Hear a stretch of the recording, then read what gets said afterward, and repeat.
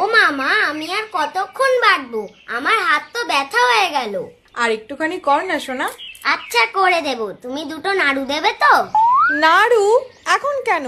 পুজো হয়ে যাক তারপরে দেব। তাহলে পুজো কখন শেষ হবে?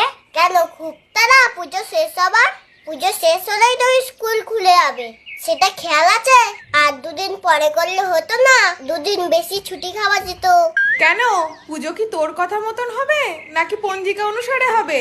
এই লক্ষ্মী ঠাকুরের তো তাড়া কেন? দুদিন পরে আসলে তো কি ক্ষতি হতো? এই, ওখানে দাঁড়িয়ে কি বিড়বিড় করছিস রে? যা তাড়াতাড়ি স্নানটা করে আয়, একটু পরেই পুজো শুরু হবে। ওমা, সাপের মতো এটা দেখতে কি এঁকেছো? ওটা সাপ নয়, ওটা লক্ষ্মীর পায়ের ছাপ। লক্ষ্মী, এটা তো আমার পায়ের মতো হয়েছে।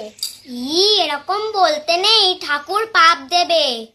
ঠাকুর শুধু পাপই দেয়, একটু ছুটি দিতে পারে না দুদিন?